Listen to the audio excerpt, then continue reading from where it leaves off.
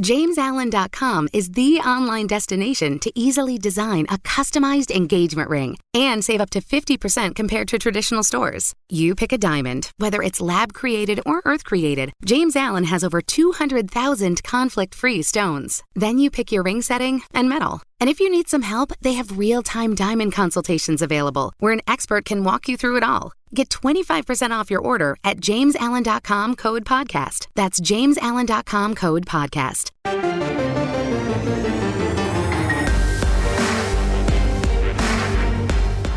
Welcome to the PowerCat Podcast, GoPowerCat.com's Kansas State Athletics Show. Make sure you're subscribing to our show at Apple, Spotify, Amazon, or wherever you get your podcasts. Now, from the GPC studios, here's your host, GoPowerCat publisher, Tim Fitzgerald. Welcome to another edition of the PowerCat Questions Podcast. A little bit earlier this week than what we normally do, but we needed to accommodate Cole. It's all about the Colster. Tim Fitzgerald, Zach Carlson, Ryan Gilbert, and Cole the Anointed One Carmody here in the GPC studios in my basement with two adorable dogs that are asleep. We have so many questions about realignment that Zach parsed them out to put it all in the first half. We're a month away from football season. It's time we start talking about football. And as I pointed out to them, this is my missing Malaysia airliner. I'm going to keep talking about realignment because you all tune in to CN Fitz to listen to me talk about realignment. Is that going to be the picture? Should be the graphic. Oh, you only do that for the overtime, No, don't you? yeah, I only do that for the fun one, which I should put up this week. CN Fitz. CN Fitz. Cable News Fitz. That doesn't really work. CNF. We are sponsored by Fridge Wholesale Liquor. There's a dramatic pause. Are you sure about that one? Yeah, I'm pretty sure. Final answer? Final answer. Fridge Wholesale Liquor at the corner of this and that in the town in which we live. Make sure you stop into the fridge whenever you come to MHK, which should be in about 5 weeks. Or is there going to be a fan appreciation day? I think there is. Have we gotten a schedule yet? I think they said so. I don't know. Whenever you come to Manhattan, get to the fridge. Just even if you don't need alcohol, just stop in. Just stop in. It's like an amusement park for adults. Do they have Busch Light apple there? I'm sure they do, even though that sounds disgusting. It's amazing.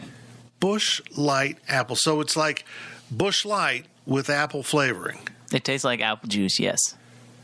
Sounds pretty good to me. Yeah. Better than a Bloody Mary. Bloody Mary's made with Jaeger. Ugh. Our segment sponsors are Tanner's and the High Low. Make sure you stop in when you come to Aggieville, when you come to Manhattan, and support those local businesses. Great people at both Tanner's and High Low. Been longtime friends with both owners. That's it for the setup. I'm not very talkative right now. I got to find my mojo, guys. I don't know. Last week was a lot. It was a lot. It was emotional. It was hectic, chaotic, emotional again. It was just weird. And probably by the end of this podcast, Gills is going to tell me he's leaving for the SEC. That'll hurt. That'll hurt. Let's get going with your questions from Wabash Station. I have no idea who's reading here. It's Cole. It is. Midnight. Right in front of you. Midnight Carmody. Crown. Who signed a new lease today to live with Ryan Gilbert. They're going to come on this podcast all next year squabbling like roommates tend to do. Here we go. I can't believe you give your grant of rights up for another year. First question comes from Get Out More Cat. Mike Gundy talked about staying together long enough to get the exit money from Oklahoma and Texas. How hard will it be for schools to line up their next move given the language in Bowlesby's letter to ESPN? Is everyone looking but us? Well, no, I think he stopped it. I mean, he made it clear, quit messing with us, and it's not the appropriate time. What is really going to stop it is the fact that they are going to enforce the buyout. I don't get, I've said this over and over, I don't get how OU and Texas media and fans and maybe even the schools think they're just going to walk away when you clearly signed onto the conference and the bylaws aren't complicated. I mean, I'm a trained monkey when it comes to contracts. Zach's our contract reader around here, and I understood what it's pretty clear. It's a pretty short contract. You owe $75 million basically for a 2 years notice. Basically, it works out to 2 years total, and I'm sure to go to pre-pandemic totals. $75 million. Basically $37.5 a piece per year, and you owe it for 2 years. Plus damages, which is a little more vague. Mm-hmm. And what I like about that is it gives the Big 12 some leverage to say, just pay the 75 and we won't go to court for damages. Just give us the money. We won't go to court. And honestly, I don't know how those schools are going to pay. Zach, you got $75 million just sitting around? I don't, but I mean, I could see Texas doing it because I know that Texas talked about rolling I've seen reporters talk about rolling the owed money from ESPN on the Longhorn network to where they just turn that into the SEC network and they take their owed money and kind of roll that into part of the deal. So I could see Texas, especially with their donor base, if we want to talk about money for, just play money, I feel like some Texas donor would be like, yeah, here's some money. Are we looking at, this is what I think. There's a thread on Wabash Station about the Longhorn Network. I think we're looking at what is the SEC channel being the SEC East channel and the Longhorn Network becoming the SEC West channel. I mean, you got 16 schools. That's a lot. That's a pretty big load for one station to try to carry games and particularly but also if other you look sports. I don't think the SEC wants to get into the Pac-12 network kind of deal where they have the Pac-12 network and then you have all these separate networks that are like paired with another school. There's just not enough content that low to make a good network, for 24 hours of content a day, This is a question for you guys, and because I don't know the answer, but do they have to leave together? I mean, you said Texas might have enough money if they have a donor base. Like, can they leave and then OU has to stay in until 2025? I mean, can that happen? I think that's a good question. I don't think the SEC would be happy with that. I don't either. I think the SEC would be fine. I think the SEC, I don't think it'd be. They'd take whatever. At the end of the day, I think the SEC will front them the money against future earnings to get them in as soon as possible. Man, it's a whole different league of I don't know of money. I know it's a different league, but then what are you going to do? You get your advance to get out of the league, but you still you're not making that money, right? That's basically that's making a trade with cash. I don't think that the SEC would do that to. If you look at the value of the contract, it's still a lot of money that would be coming out of the chunks of the SEC. Back to the genesis of this question, I appreciate what Gundy said. And I think people are reading too much into this, that he's saying everyone's going to leave after 4 years. I don't interpret it that way. I interpret it saying this is our short-term, most viable pathway. Stay intact, get the money. Duh. Why would you walk away from that money? The only reason why you would try to walk away from that money is if you've got a bid to the Big Ten. That's the only conference. The SEC's done. They're done with the Big 12. They're not going to invite anyone else. Even if they're going to try to do this super conference thing, they're not coming back to this table. So if anyone moves to the Big Ten, that's the only equitable money transition here, right? Because the Pac-12 is way behind everyone. The ACC technically earns more money, but they feed more mouths, and it comes out to about the same or less. And their contract is through like 2036. Ridiculous. They're tough. ACC's tough. And even if like Kansas got a bid to the Big Ten, they can't pay that buyout. So I think what he's saying here is for the next 4 years, we're going to be together for sure, because we're getting paid to stay together. And after that, he's not saying we're all gone. He's basically saying everything's on the table at that point. Now, my question becomes this, and Zach, you're more familiar with this than most people. The grant of rights for the Pac-12 and the Big Ten are up in 24? I think 23 or 24. Yeah, they're soon. They come are up soon. before the Big Yes. 12. I think by a full year. So, will they be the next ones to get rated? Is the SEC waiting for those grant of rights to run out, knowing that Oklahoma and Texas were going to be on the back end of that because the Big 12 is in 25? Are they waiting to see now, oh, we're coming up closer on the Pac-12? Hey, USC and UCLA, you want to come in? Hey, Ohio State and Michigan, as they come around. I think the SEC, if they're going to keep going, is eyeing those properties. So what he's saying is we don't know what the landscape will be in 3 years, let alone 4 years when everything's done.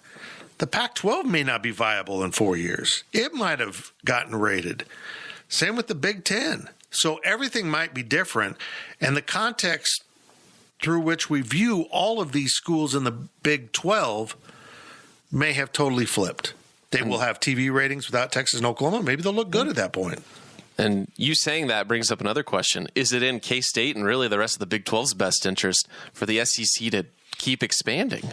You could make an argument, yes. Because if they're going to, if they go after USC and UCLA, if they go after Michigan and Michigan State, and there's certainly plenty of other schools that would fit in well in the SEC if they're going to try getting to 20 or 24, whatever the number is, and create two 12-team divisions or, 2 separate conferences, whatever it is.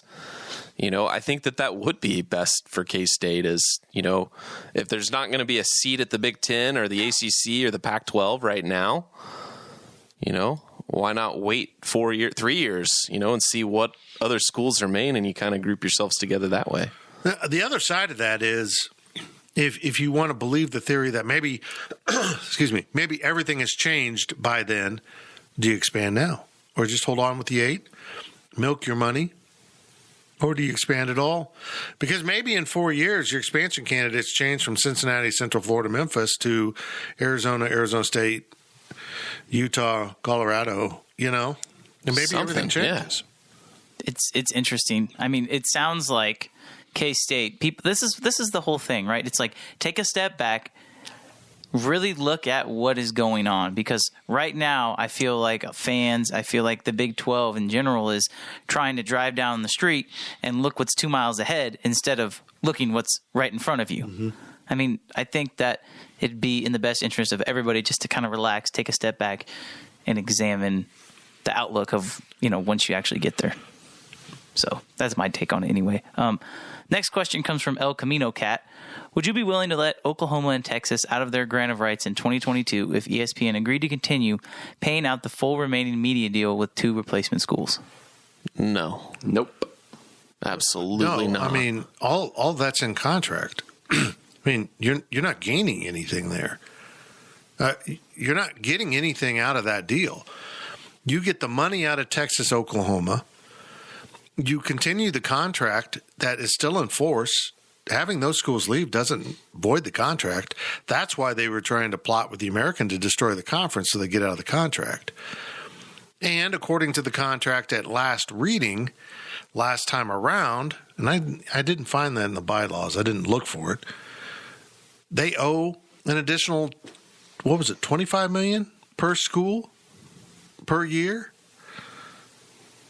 So yeah, you do that. And if your typical share is $37.5 million, which is what we're working with, that's how we get to the 75, and you offer Cincinnati and Central Florida a half share, they go from making like $7 million a year to making $19 million a year. Yeah, they take that. Yeah. And then when the other schools are gone, basically you give them a half share through the end of grant of rights, and then you see where everyone's at. So that the rest of the money, even though that watered down, it breaks down to far less money, gets shared into the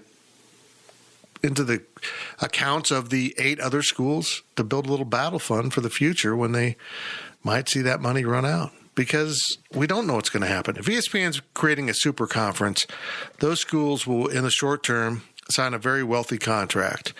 And if I'm confident in one thing, ESPN will sign a bad contract. They're willing to overpay for the rights to things. It's what got them into this mess, and I don't think they're going to get out of this mess because they're going to continue to do that. But that doesn't mean the rest of college football is just going to sit in the corner and cry, that CBS and Fox and any other entity is just going to say, well, we don't have the super conference, so we're not going to have anything. No, that's not how it's going to work. They're going to still do something. They're going to push back on this. I kind of wish the NCAA would announce they're taking control of the championship. Well, they're meeting today, right? They should say, you know what? We're taking control of the football championships for the first time. And we will go to a playoff, but we are going to control it just like we do the FCS.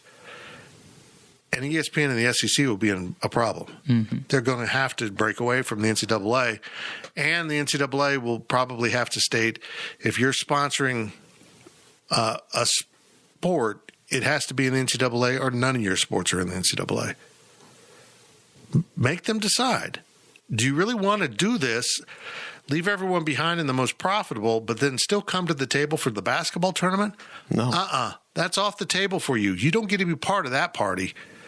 If you're going to be an exclusive club that decides who's in, we get to be an exclusive club that decides who's in, and do the same thing to them. Send them packing, saying, okay, you guys have fun in whatever entity you're creating, but it's not going to be the NCAA, and you will have to compete in all sports amongst yourselves.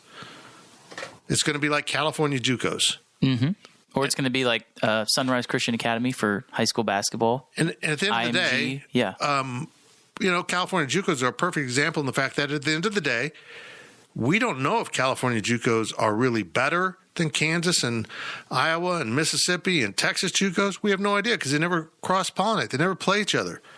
So at some point, these entities will just go all in their separate ways. And maybe we can look at it and say, hey, the SEC has the better players because they're paying them. But the competition will be against like opponents. And so we'll just continue to enjoy college football as we know it, even though you're playing semi-pro football in a non-NCAA league out there in the southeastern United States. I don't think they want that. I don't think they want to disrupt everything. They want to have football separate, and then, we're going to play basketball, volleyball, baseball. Baseball's going to sting. Mm-hmm. You threaten to take away baseball and the College World Series from them, mm-hmm. They might perk up real quick. Literally, if you look at historically, SEC schools are the dominant teams in baseball. You're right. That's a great point. I do think, as far as the question goes, really what he's asking is, would you be able to sublease the spots in the Big 12 for other teams? Why would you? There's no reason. Exactly. Why There's no you? point. Yeah. No. They still have to pay their lease, and then you can get a full another lease sold and not share all the money with the new partners. It's beautiful this really works well for the other 8 schools in the short term. It's best if these schools leave. It really is. Now they might try to hold them through 22 because it's a 2-year buyout, what's in the bylaws. So they'd be getting a 3rd year free if they left after this season. I don't know. I'm still with the theory that you invite in new members and make them play them. And you go to the American Conference and say, hey, I know you've got that 27-month pre-notice.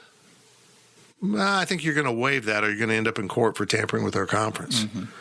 And I think the AAC will come around to that. They don't want to be in a legal battle with a Power 5 conference because, again, their budget is a fraction of the other budgets. From Wildcat Pilot 88, in a conference without Texas and Oklahoma, will K-State and KU still get picked 9th and 10th out of 8 teams in the preseason poll? It will be interesting. So much of the context will change. And here's what's going to change. You're taking out a lot of voters from the preseason poll that cover Texas and Oklahoma. Why are the Texas schools? Why is TCU always viewed as the small school that can? That, boy, look at all they're gaining. They're going to compete this year. And they never do. Well, as of late, they haven't been. It's because they're in Texas. So all of these, there's 4 members in Texas, but there's huge media markets. So I bet you more than half of the votes in a preseason poll are from Texas. More than half. And throw in Oklahoma, and you're well over 2/3 probably. Yeah, Easy. 2/3 for something. And that's why the poll's so skewed typically. You have to be obviously good. Bill Snyder had that respect a few years. Matt Campbell got it this year. You got to be obviously good. Because if you're on the fence and got some questions, your negatives will get voted on, while the South teams, their positives will get voted on. That's how it works. You're more familiar with them. So who has the highest? Who would have the highest media members then? If you were to look at market size, would it be Kansas City between? No, you got Oklahoma. Oklahoma State would be the one, because you have Tulsa, you have Oklahoma City, and really from a fan base and kind of cultural standpoint, I know OU's the number one team in Oklahoma, but Oklahoma State, there's still plenty of Oklahoma State. You don't think K-State and KU people would be? There'd be more than there would be Oklahoma State people? No, I think it's voting on the media. Probably not. And I think culturally, it's just different. Kansas City Star. Mm-hmm. That's just one vote. Kellis covers for both Eagle and the Star. So, no, I think you're right. I think it probably would be Oklahoma State, and deservedly so. They're going to be one of the power teams in the conference. From Woody Shade Dog, who is new to the website, first time question asking her. What'd you say? Woody Shade Dog. Oh, it sounded like you said Hootie. Hootie Shade Dog would be kind of badass too. Okay, well, welcome. It's Woody. If things get legally contentious, do you think it would be impossible for the Big 12 to negotiate with ESPN once leagues have stabilized? Yeah. I think it's impossible. Yeah, I think unless there's an upheaval at ESPN and people get fired and it's a whole new staff and they're like, yeah, they were idiots. But again, like Gundy said, let's get down the road. Maybe everything changes by then. Yeah. Maybe the whole leadership's changed. The Big 12 has a new commissioner. What's his name? Gunnar Magnus? No, that's not Burke. Right. Burke Magnus is now head of programming for the Marvel subdivision at Disney for underwear. Maybe he's just gone. The corporation's feelings don't last if the individuals are gone. It's business. But as we sit here today, they're not going to have ESPN in the next contract. No doubt about it. They will be a Fox, CBS, maybe NBC, anyone they can get to come to the table. They will belong to them. And as I've said over and over, folks, the money will be less. It just will. So is Bally Sports through Fox? Bally Sports? It's Sinclair. No, it's not. Bally Sports bought the Fox Sports networks, the RSNs, the regional sports networks. They bought them and it's Sinclair. And then Sinclair Broadcasting sold the naming rights to Bally. So if the Big 12 wanted to do a deal with Fox, nope. There's no streaming service for Fox. Correct me if I'm wrong on that. There isn't. Not anymore. So would Bally Sports be the quote-unquote streaming service for that's not really streaming. It's over the air, but there is an app. Well, it's not streaming because you need a cable provider. It's kind of like ESPN3. They're going to that. That's their plan, is to next season have streaming platform only available, so you don't have to have cable, which is good. Yeah, that's a possibility. I think the next contract will involve an over-the-air partner, CBS or Fox, and a streaming partner. What they need to do is find their streaming partner, but also make it content related too. Like do something like Last Chance U or F1 Drive to Survive. Go find Netflix, say, hey, all 8 schools or, whoever's here, you can film whatever you want. It's not like Hard Knocks where you have a certain, number of teams that are eligible to be, featured for Hard Knocks. Have everybody is available. Everybody can have a camera, whatever, and create content from it and create money from that. I think that's probably the next thing. But if you're Netflix, why not go after the SEC and not the Big 12? Well, here's my proposal. I think that there's more. At some point, it needs to be more about content than it is about game broadcasting, right? And finding value. TCU had a kind of a behind the scenes all look access at their baseball program this spring. Okay, and was that on ESPN Plus? Yes. Okay, so like Oklahoma State did and KU did stuff like that, but on a grander scale Yeah. is what, and what needs to be done. Don't let the school tightly edit everything. So it just gets ridiculous. Yeah. KU was just comical. I'm going to propose this, that we get not a giant, because someone has to drive it, a very nice van/small bus. And every week on the Big 12 network, we have Big 12 road trip involving the four of us going to a college town and for the entire weekend of a game and get drunk. That'll be the whole show. It's us just drinking and doing weird shit. I think Gills and Cole would probably get stopped by the bouncer in Lubbock for not having a turtle on the back of their ID and thinking it's not real. That was Riley, right? Yeah. Yeah, it's funny. Then he was, 24? 23? He was 23. And I'll probably wet my pants. So it'll be a very strange show. Or it could just be content for GoPowerCat.com. That would be interesting.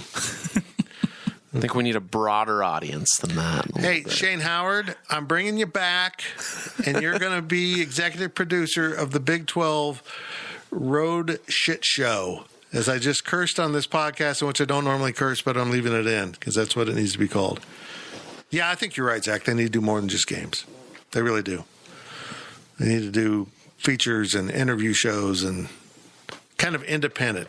Because let's be honest, when you're doing like a coach's show, so coach, how about that weather for the game? You know, I mean, nobody.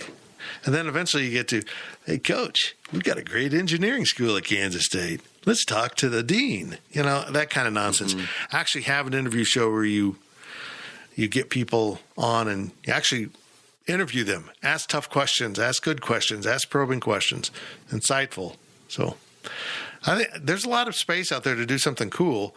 It's just I'm going to say it as a 57-year-old man, we got a bunch of old guys who don't understand this and probably are still getting their news from ABC, NBC nightly news because that's what they did their whole lives.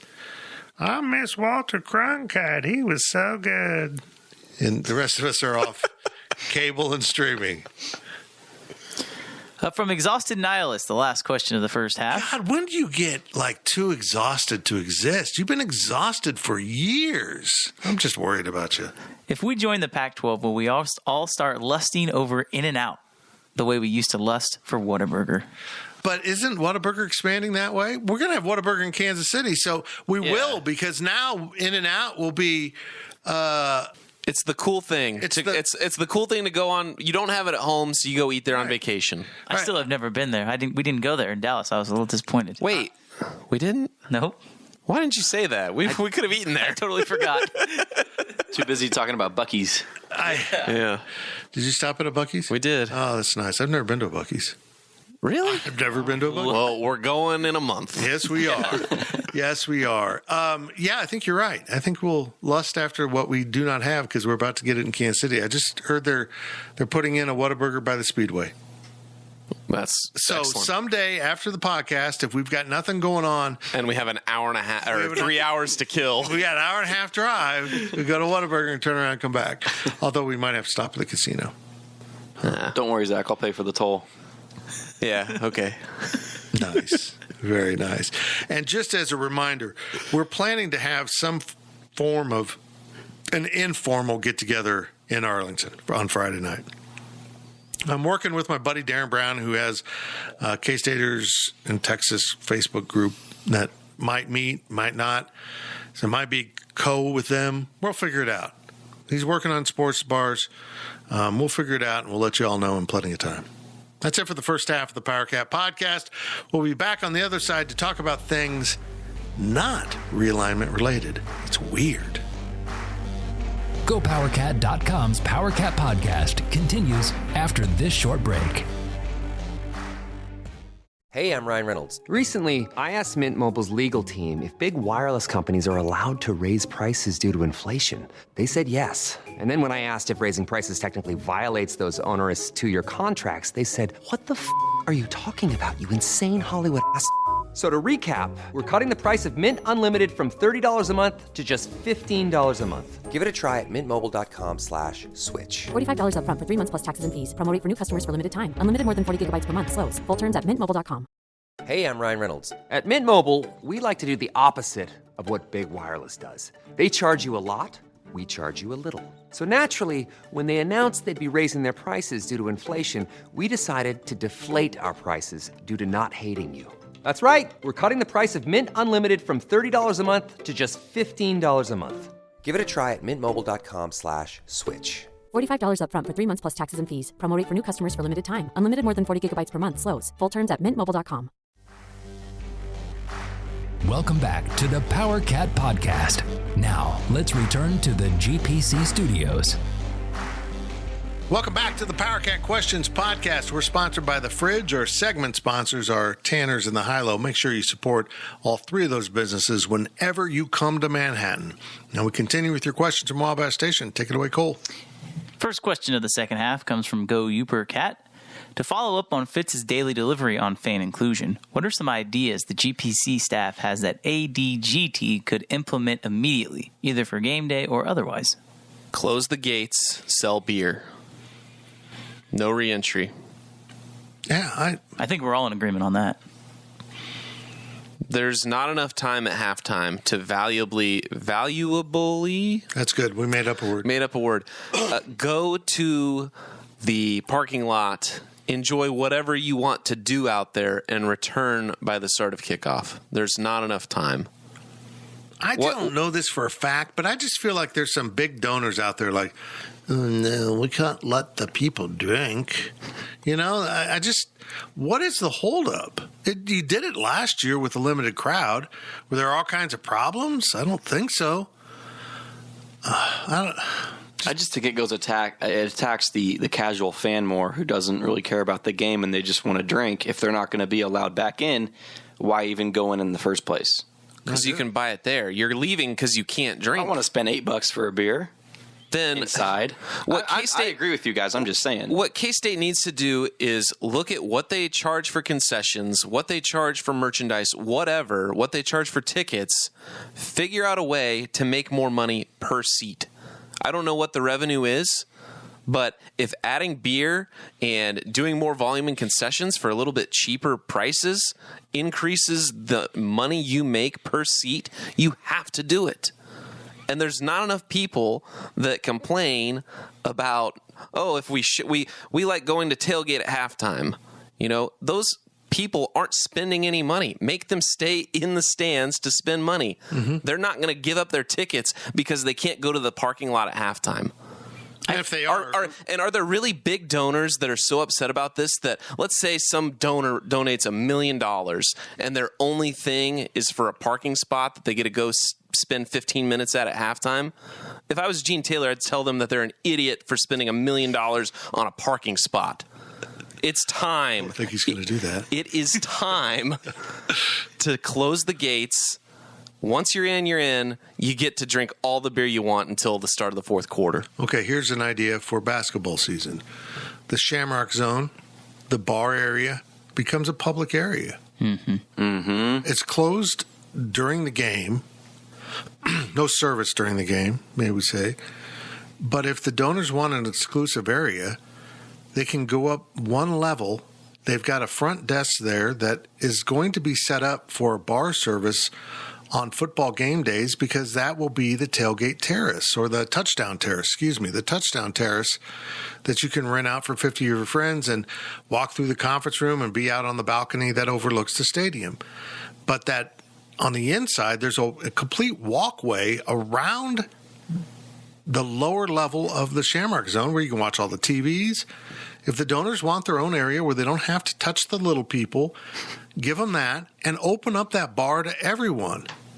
To everyone. I'm with you, but I'm going to hold off on the Shamrock Zone just for the fact that we have an idea of what it's going to be like, but because of there hasn't been a game, there's been no game days yet in the Shamrock Zone. Again, I'm with you. Like, it should be for everybody, but let's I want to see the reaction to the people that are there in the first place. Because there very well could be a chance where they say, oh, well, this is such a cool place, we need to get more people. Now, generally, that has not been the attitude with the donors and the people that wanted it built. But, I mean, we haven't exactly seen the reaction to a game day with it being there. So that's where I'm going to hold off. But as far as the student standpoint, I think there's many things that they can do. And I think moving the band back in the student section is the best thing that they decided to do this past offseason, because it's going to increase the energy in the student section by so much. And you're right, it's going to make the student section look more full. And another thing I don't think people are really thinking about is there was a huge deal with the FKU chants, right, going on with the Wabash Cannonball. Well, you're not going to hear that at all now, because the band is going to be right there involved in the student section. So that in turn is going to make the university look, quote unquote, better. Right. So I think. Are you not going to hear it? There is a lot of people out there that are not going to stop. We won't hear it from our side. I don't think we will either. Because the noise will all be coming from one side. Okay. Yeah. I get what he's saying. Yeah. With the band being in the corner and the noise, it all involves wavelengths in science, Grango, but you wouldn't understand. It's very complex. Also, seatbacks. We haven't talked about that yet. Yeah, they need to. I don't care if it reduces capacity by 5,000 chairs. Get rid of the bleachers, man. It's embarrassing. And I was talking to Wally about this at the camp on Friday. It is absolutely embarrassing that K-State doesn't even have 3 full sections of seats. It's like 2.5, maybe, max. There's bleacher seats in sections 4, 5, and 6 at the very bottom. There's still bleachers down there. You don't even go to the full section, purple chairbacks. It's embarrassing to have a stadium that looks like that. And from a sitting standpoint, too, it's not comfortable. Why does everything have to have a stupid cushion that you got to buy extra? Just put seats in. Who cares about capacity? We know it's going down anyway. Figure out a better way to make people want to stay in the stadium. And quite frankly, I think being allergic to money is not good for the fan experience. Give people beer, sell better merchandise, create, jerseys and looks that you can create other merchandise for to monetize. Make people spend money at your stadium. Quit getting scared of people not buying a ticket because they can't go to the parking lot for 15 minutes between the first and the second half. It is absolutely insane. Act like you're a business. Make money. Give people stuff they want to buy, and they'll buy it, and you'll make more money. It doesn't make any sense to me. And communicate better. I mean, if you're really having phone conferences with big donors, and maybe it's an advisory council or something, but if it's just generic big donors, 10,000 above donors, whatever the level is, why are they worthy of knowing stuff the average fan isn't? I mean, I understand you want to create a feeling of insider with them. You want, because they donate, and I get the challenges here, but you need to maintain a level of that same feeling with Joe Schmo, who only can buy a ticket and maybe can only take his family to a couple games a year or a game a year because ticket prices have gotten so high. Just be creative. Just always keep in mind that the average fan doesn't want to feel excluded, and that includes going 4 days before you release anything about expansion. That release could have been sent out one day. I just don't understand what was going on here. We're working on it. Be patient. We're going to do whatever's in the best interest for Kansas State. We're on this. We got it. Boom. That's all you needed to do on day one. Jeez. That was a good question from Go Upercat. The next question comes from Wildcat Pilot 88. What qualifications does it require to have a quote-unquote national brand? Was K-State ever close to establishing a national brand in the Snyder 1.0 years? What does K-State have to do to expand their brand? National brand. I said this earlier, but in KU, basketball's a national brand because they've sustained it. If you really look at the window of how dominant K-State football was. It was like 7 years. Yeah. I mean, max. Even if you want to go back to 93, let's just say you go back to the bowl years. It ended with the 2003 debacle at the end of the season. It just stopped. 2004? 2003 was the championship. Right. Well, L. Roberson's. Oh, that's So, that's what you meant. Before you go any further, I want to ask you a question then. How long has Clemson been a quote-unquote national brand? Well, there was a graphic in that in the podcast questions thread. I don't know if you saw it, but Clemson was on the bottom, and they used the 8 weeks in the AP poll, and Clemson is on it at over 400 weeks.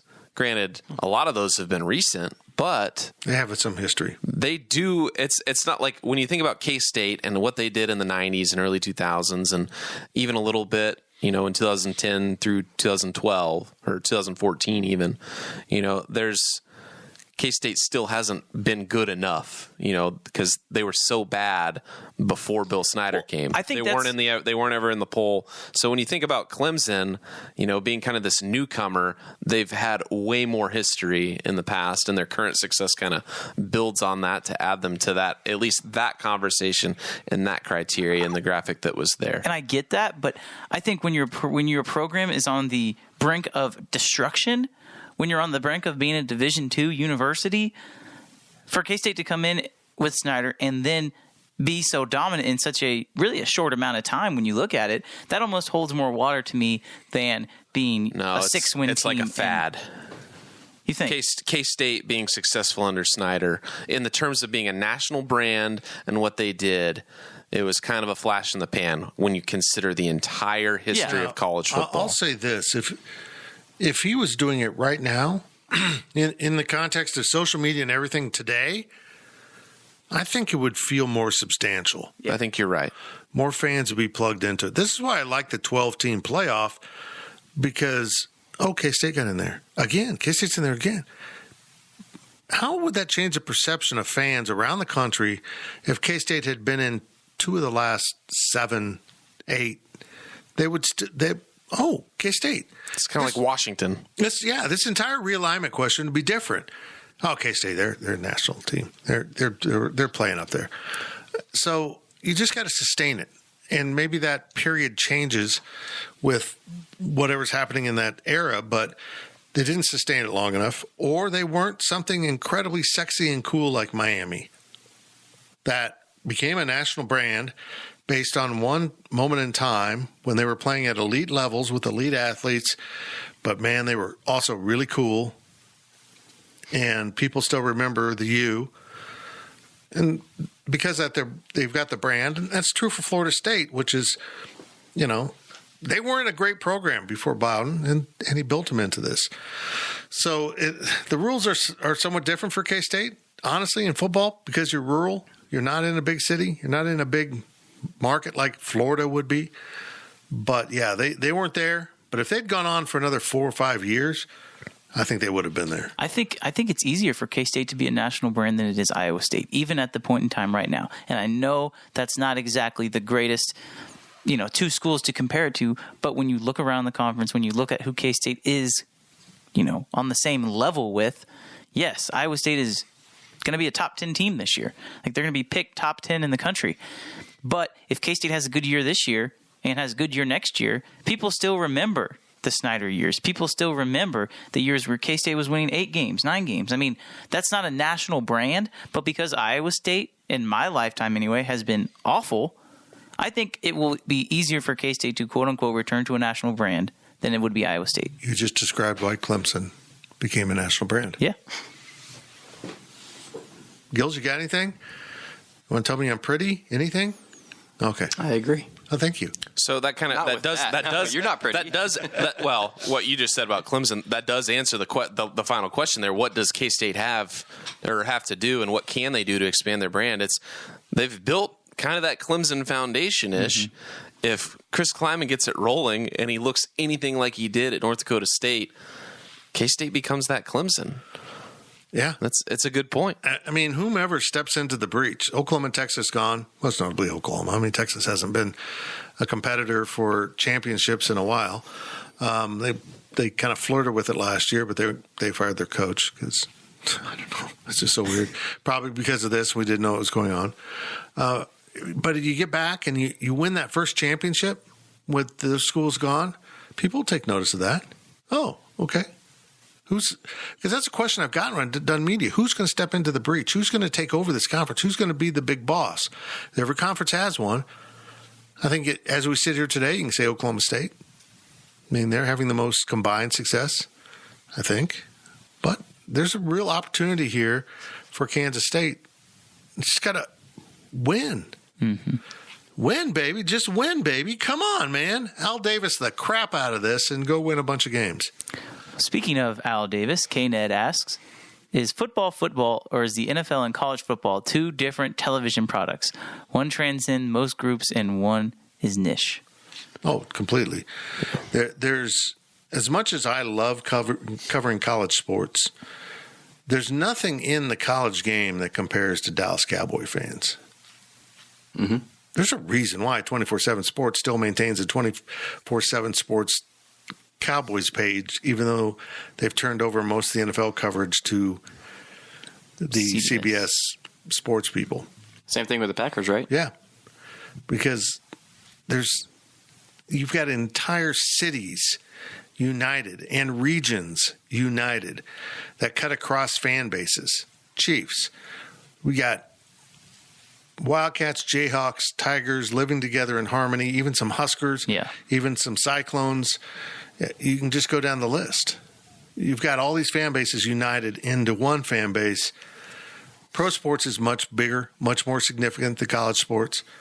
Now, you get down south, I mean, everyone kind of picks a school and associates with them, and they're all kind of packed together. It's very rabid.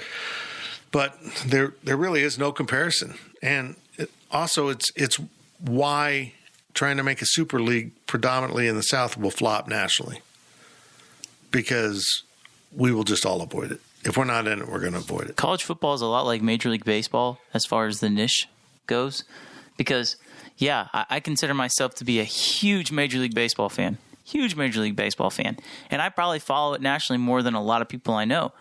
But, I couldn't tell you. I'd say 99.9% of America, you probably know more about baseball. And that's not saying that you know a lot about baseball. I'm just saying that's just what baseball is. Right. And I couldn't tell you who's on the Cubs right now. I mean, all those guys just got traded, right? I mean, I couldn't tell you. Nobody's on the Cubs. They've all been traded. Yeah. So they all left the den. Is it the Cub den, right? Is that a good one? The point is, I mean, if you follow your team in college football, you follow your conference. I mean, I feel like most K-State fans might not know very many players on Iowa State, on Texas Tech, but they have a general idea of the talent level on the roster. I think it's like that with Major League Baseball. You have a general idea of the talent level of the teams in your division, but beyond that, it's kind of hard. As opposed to the NFL, and Ryan, you know this just as good as anybody. I mean, you follow all the teams in the NFL, and I do too, but you have to in order, if you want to stay up to date on the league makes it so accessible to watch games now, to watch games in the NFL. I mean, you can watch 5-6 games a week in the NFL, and that's without the special packages, which just makes it even more profitable. And it's so much easier to keep up with it being one game a week rather than 6 or 7 with baseball. Well, and when you look at the NFL, you know when the games are going to be, right? I mean, there's no games past 7:30, right? As opposed to college football, you could be watching USC, who could be really good, but you still would have no idea because they play at 9 o'clock at night.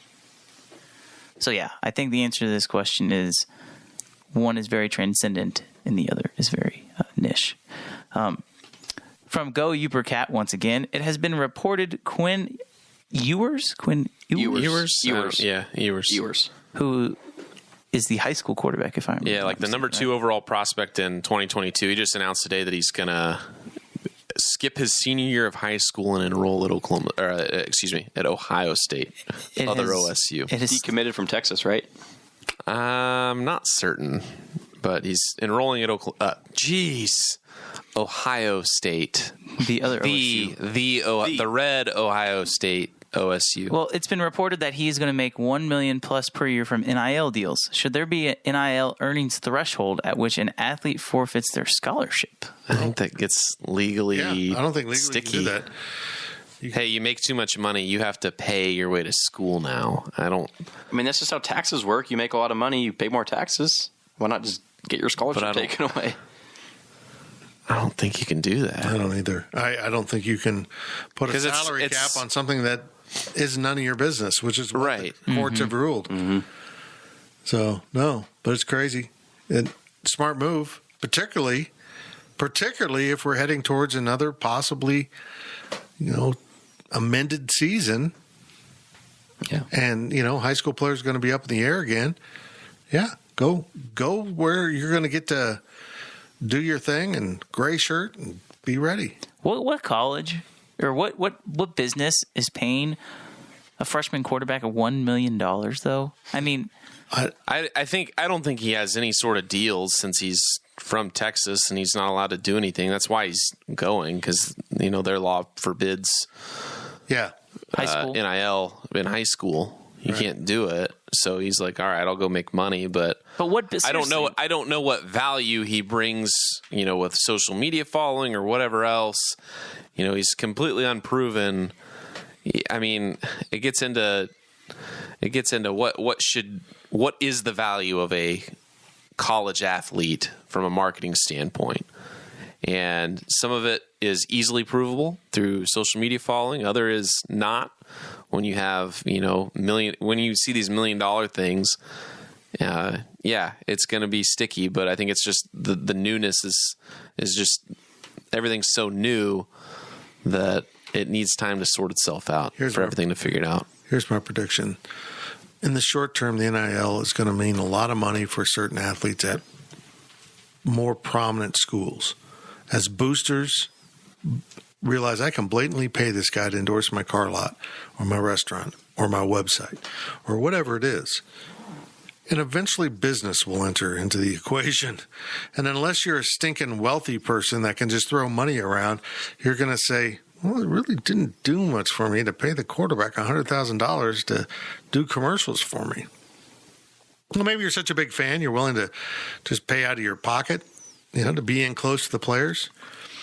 But in reality, I think most businessmen eventually will come back and say, this is bad business. This is not good for the bottom line. Because rarely does someone just own their business. There's usually investors or other people back there that are saying, you're throwing our money around too. Rich people didn't get rich being stupid. It gets to the old idea that door stippers are the wealthiest people because they value every dollar. And I think we'll get to that with the NIL, and people say, that's stupid. I don't know why I paid a quarterback $10,000 for an exclusive interview.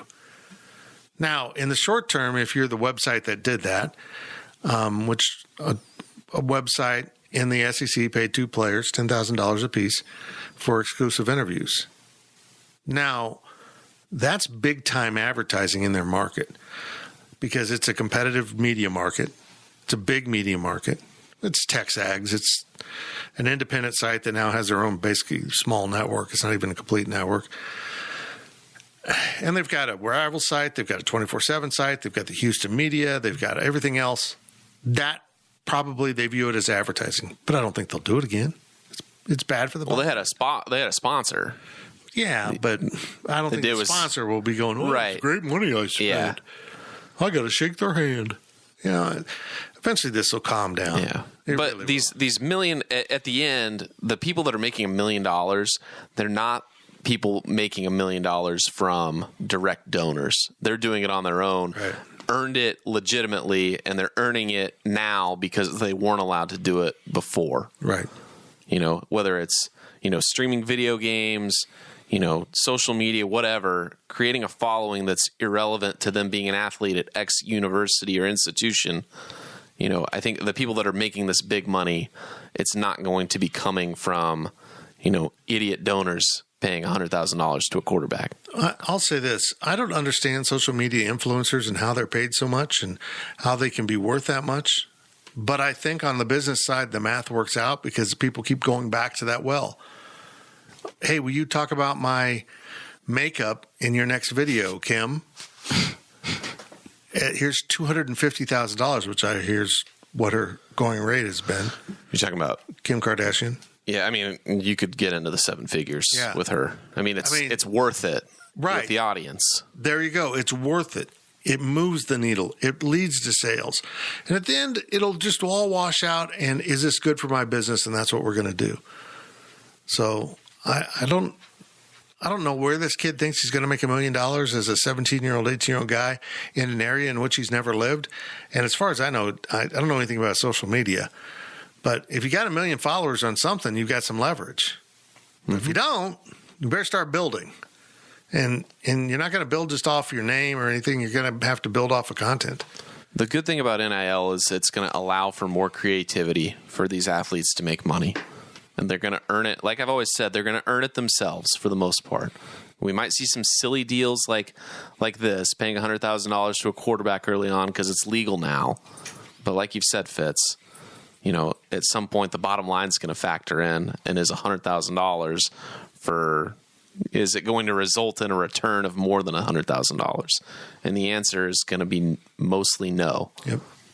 Or no. Yeah. Yes. No. Yeah. I agree. Yeah. Here we go. Next question comes from Rasslin, 1982. Did I say that right? Yeah. Rasslin. He asked about basketball. So what's that? This is where it gets interesting. We haven't talked about that ever. There is now no player from the 2019 class on the roster. Is this being glossed over, or are people just exhausted / apathetic to care with regards to basketball? Okay, Mike McGurl's still on the team. There's no recruits left from the last 2 years. Right. It's absurd. I mean, I don't know what I'm supposed to say. I went on the rant like 2 weeks ago. I've been saying this for years. You can't have this kind of overturn in your team. And now we're looking at it like, well, there's a transfer portal. Well, this predates the transfer portal. And it seems to me the transfer portal hasn't made it even out. It's made it worse for Kansas State. This is insanity. You can't run any business or organization with that kind of turnover. You can't. It's unfathomable to me that this is going on. You know what's crazy, Fitz, is that junior college programs have more retention than K-State's basketball programs over the last few years. That's crazy. I mean, it's true. It's sad. I just think people have come to take it and say, well, we're going to expect this to happen. Oh, he left. Okay. Oh, he left. Yeah. Well, let me figure that out. It's become so normalized with Weber. Right. It's just expected now, And I think the realignment stuff kind of took this under the radar, but it's normalized now. Well, if at the end of the next basketball season we see a group of the freshmen, now sophomores, who were supposed to be the addition to the foundation of the class that completely left, if they start bailing, come on, man. But again, I think that's all not going to matter. Either they're going to be good this season and retain players, or they're going to be in the bottom portion of this conference. And as much as they want to tune out the common fan will make it very clear, my butt ain't in Bramlage Coliseum anymore. You chose this product, and if they tank next year, there will be nobody there. Big donors ain't showing up. They're not going to do that. They'll pay the big money to keep their seats and not go to the games. But the common fan and the students won't show up either, and it'll be pretty clear. Well, I think they got lucky this year with the reduced capacity. As much as that hurts me to say, they got lucky because people were not going to go to the games. Well, we're not talking about the recruits leaving. We're not talking about the fact that they reduced capacity and still didn't sell it out. Right. Mm-hmm. They allowed, 2,500 fans? I thought they had like a third. Was it like 4,000? I don't know. I didn't go to a single game. I think they had it down to 2,500. And I don't know if they broke 1,000. I don't think they ever came close to that, except for one game, maybe the K game. I don't know. But what more message do you need? That people aren't happy out here. But I guess the only way the common fan has to communicate that is stop going and stop buying tickets, which is not in the best interest of Kansas State. Well, the KU game from before the pandemic wasn't sold out. The two sections behind the basket were just empty. That was like a foreign concept to me growing up watching that rivalry. I've never seen Bramlage have any empty seats for that showdown. No. Ever. It's a mess. Well, the last question of the podcast comes once again from Rasslin 1982. Some people have said that if he doesn't make the tournament, Weber is done. But do you think that is Gene Taylor's stance? No. Nope. No. I think there's a vague moving curve here that we don't understand or get to see or get to understand. And then maybe if, Bradford stubs a toe and misses a game, well, that's why they went on the skid. or they have that long road trip for that tournament to Kansas City, and maybe jet lag will get them. I will compliment Bruce, and I know a lot of people heard him talking about COVID as an excuse, but it really was an excuse. What bothers me with Bruce is when he comes up with stupid excuses. He literally went to a press conference a few years ago and said, I think we're still hungover from our flights from Hawaii, and it was 2 weeks before. Hilo Blues. And they weren't even on Hilo. They're in Maui. Or when the bus broke down in Waco? Yeah. He had to walk to the game or take it up. Yeah. What happened? Yeah, the staff walks to the game. The players got to ride. They took a public bus, right? They took a city bus, I think. That is funny. It's like taking the subway in New York City. So maybe if they would have took their charter bus, they would have only lost by 25 instead of 50. No, it would have been 47 instead of 50. I don't know. Part of me hopes that, like I said 2 weeks ago or whenever it was, that this is the last dance for Bruce Weber. It doesn't matter. Surely he feels that it shouldn't matter what he does this year. He is on his last year. That Got to want or think. That's what I want, but I also think that he can't just make the tournament and be safe, in my opinion. They've had if he was going to get fired, it would have happened already. I disagree with the pandemic. He's had 2 incredible coincidences happen. He was going to get fired and his AD left, and it didn't happen, and they decided to hold on to him, and they should have still made a transition. And then last year should have been the year, but COVID hit, and it was a worst-case scenario for a young team. They got better at the end of the season. They got better, and I think they will be better this season. I'm not rooting for failure. I want them to succeed. I like this group of kids. I haven't met the new guys, of course. Well, I haven't met any of the guys because the only one I know is Mike McGurl because I haven't been around the team for more than a year. But I like this group. I think they'll be better, but I also think the Big 12 is going to be better. And so I don't know if they've improved enough to make a dent in the gap that was there, since the gap's going to widen out even more with improvement. The tide rose, but all the ships rose with it. And I don't know if it's going to be enough to save them or not. I hope they succeed. I'd love to see Bradford and Pack be the foundation for 3 NCAA tournament teams. I just can't grasp it right now. And if it doesn't happen, I don't want to hear anyone say, well, we got to keep them or they're going to all the players will transfer. Because that's happening anyhow. Yeah. Just quit saying that. That's happening anyhow. They could win next year and 4 players could transfer. So enough of that. And that's my stance on they could win next year and I'd still make a change. Just from what we've seen. It's just the timing. The pandemic, everything. It didn't happen this year. You've lost your entire class from 2019. The foundation that gave you your excuse to stay around, all of the excuses are starting to crumble. And if you can't be successful and be at a successful point where you should be, because last year they should have built up, but they didn't. They should have been a lot better last year compared to 2 years ago. And now they are where they are. They need to get back to the NCAA tournament. I don't think just making it is enough. You got to make it to the second day. You got to make it to the second round, I think, if you want any argument for Bruce to still be the head coach, because at least he turned it around. But I don't think that when we consider that making the NCAA tournament is the bare minimum for success at K-State, I don't think that this year that's enough based on the last 2 years. And let me be clear. Zach means the second round, not a second game. Sorry, yeah. If you get into the first 4, you have to win 2 games to get to the second round, which will be the second time he's done it at K-State. Wrap your mind around that. The guy's won 2 conference titles, but advanced past the first round of the tournament once. Wow. And that wasn't even in a title year. It's crazy. It's absolutely insane to think about it. That was our last question, right? Yeah. Okay, I got a quick question for you guys. Quick round robin here. do a roundtable. Do you think we'll be doing in-person interviews this football season, or will it be mostly Zoom? Zach? Lackey said at Media Days they were trying to get it in person. It depends. I think we'll be in person with the coaches and on Zoom with the players. Actually, that's interesting. It's really interesting. That is kind of interesting. I'm making a lot of noises with my mouse good. that aren't. I say that words. because I have a feeling that all the coaches are vaccinated, and I have a feeling that they not made their coaches get vaccinated, but just listening to Kleiman talk, it sounds like, hey, if we're going to do it, we're going to do it the right way.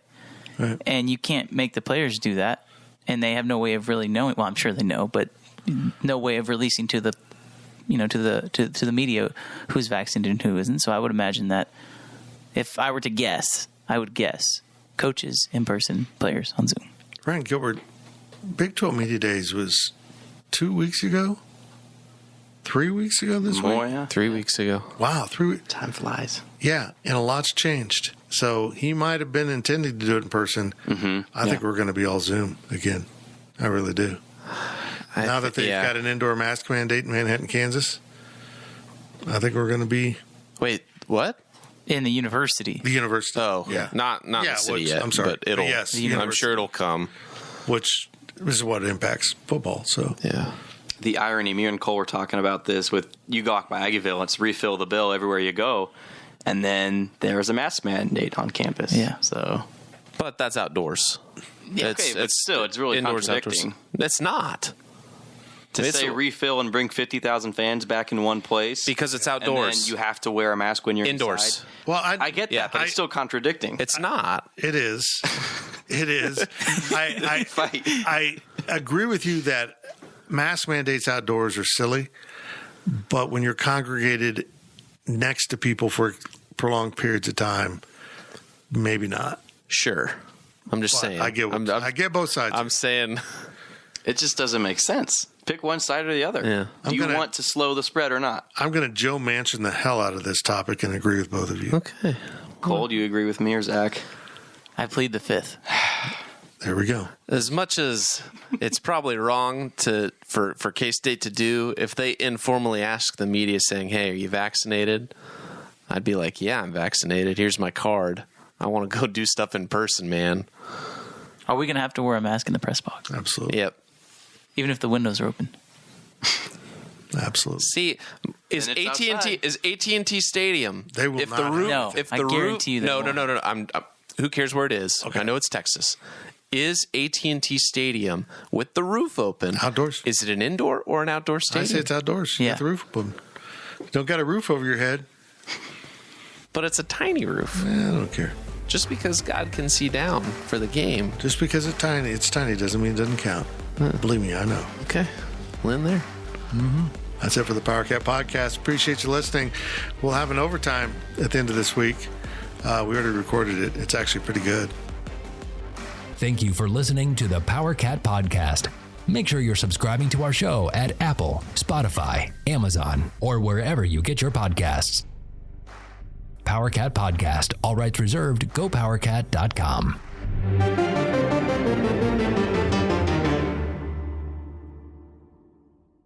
With Blue Link Plus, you can access your Hyundai Tucson Limited remotely. Doors unlocked, temperature set, lost car found. There it is. Get complimentary class-leading Blue Link Plus. Call 562-314-4603 for complete details.